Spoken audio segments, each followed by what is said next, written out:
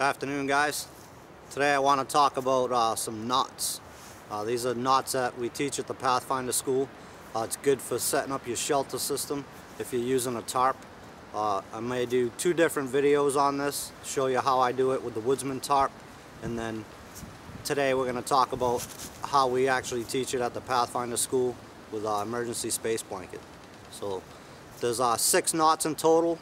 They're the bowline knot, a blood knot or a fisherman's knot, as in some cases it's called, a prusik knot, an inline slip knot, a trucker's hitch, and then finally a lark's head. Now all these knots encompass, again, setting up this tarp shelter, but you can use these same knots in and around camp for many different tasks, and the beauty of all of them is they come undone very easily and they don't bind up on themselves and make themselves so tight that you can't get them out later on. So you'll never have to cut your cordage with any of these knots. Again, they come right out pretty easy, so stay with me and we'll get right to it. Alright, so I just have a small piece of paracord here. It's probably a foot and a half long, something like that, just to show you guys the knots. And then we're actually going to go out and set up our emergency space blanket utilizing these knots into a shelter. So I figured I'd show you what the knots look like first up close as I'm looking at them. So you have a piece of cordage, obviously. You got both tail ends facing up in the air. The first knot we're going to cover is the bowline knot.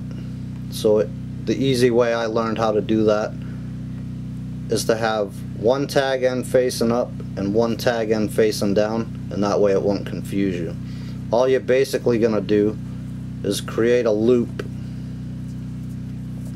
in your rope, cordage, whatever it is you're using, and you want your working end to overlap the other end.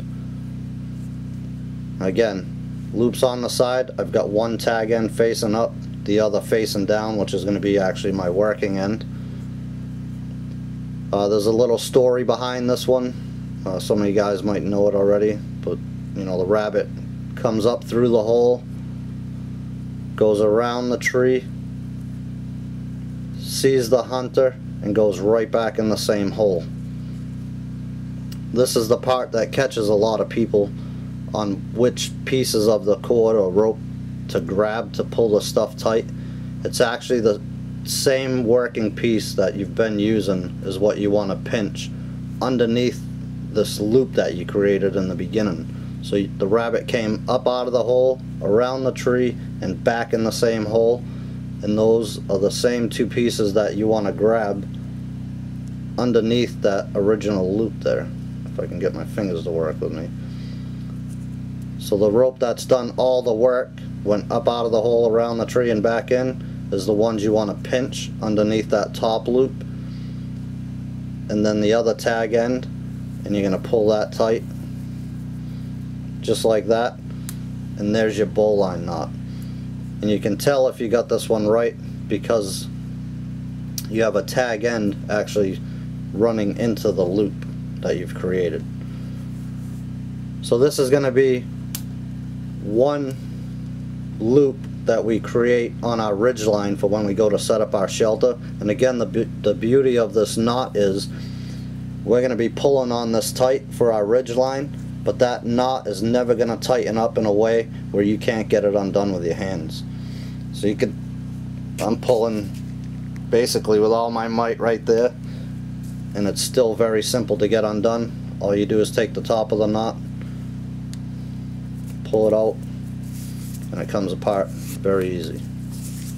So one more time, take a tag end facing up, create a loop. Your working end wants to be on top of the other tag end.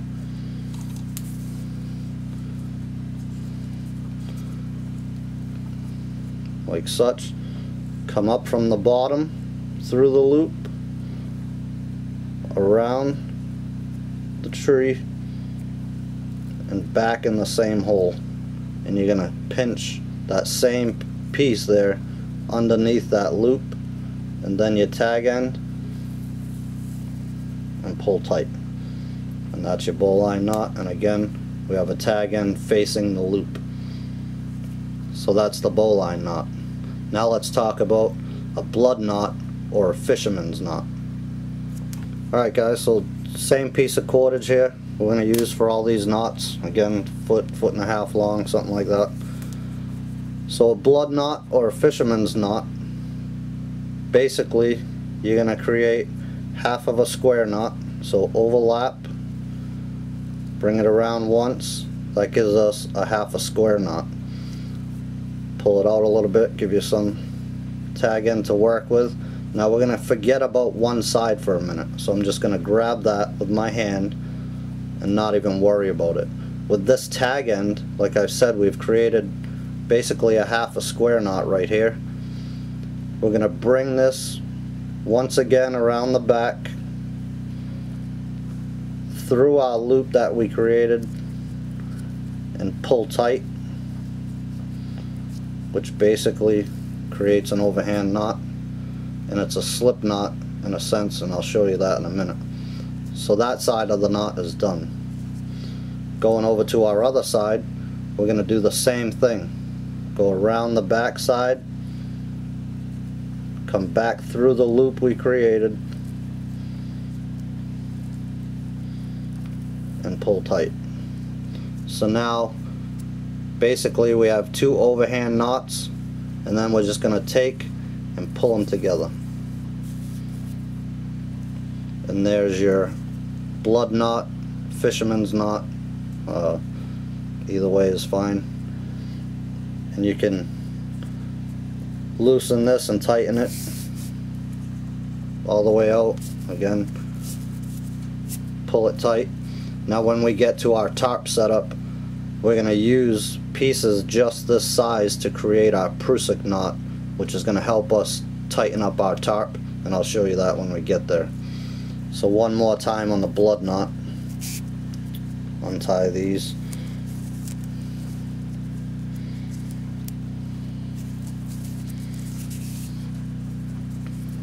Alright, two pieces. We're going to make half of a square knot. We're going to forget about one side for now. Take our tail end, run it around the back side, creating a loop. Bring our tag end through it and pull it down tight. Go to our other side, do the same thing. Go around the one, creating our loop around.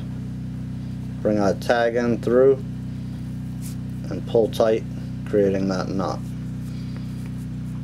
Take our two knots that we just created, pull them together, and there's our blood knot, or fisherman's knot. Alright guys, so we have our blood knot, which is also great for connecting several pieces of line or whatever, at least two together to make it longer if you have short pieces and you need something longer. So you can use that to connect two pieces together. But like I said, we're going to use these in our tarp setup, and one of them is going to go on our ridge line. So I got this piece of orange paracord here simulating a ridge line. So we're going to take this, keeping our knot on the side and not on the top or the bottom. Keep it on the side. We're going to loop it over our ridge line, pull that through itself once, twice, 3 times, and then pull. I have to straighten this out.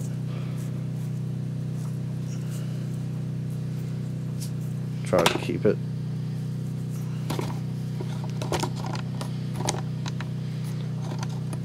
Try and keep it somewhat neat.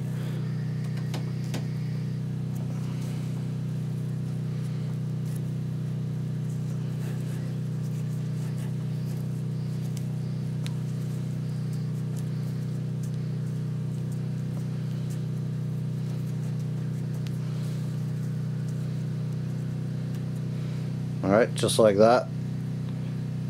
And when you pull one way, it catches on itself to keep it tight. but you can slide it along with your hands to put it wherever you want it. So one more time on the prusik knot. Alright, got our piece with our blood knot in it. Keeping that on the side. Loop that over our ridge line. Pull that loop through once, twice, and on the third one, pull it right through.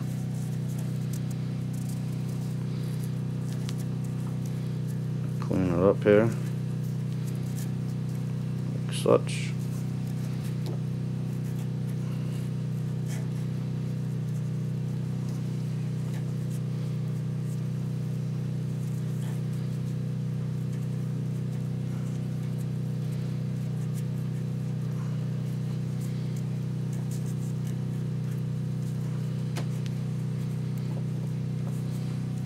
And there's our prusik knot. Keeps tension, but you can manually slide it up and down your ridge line.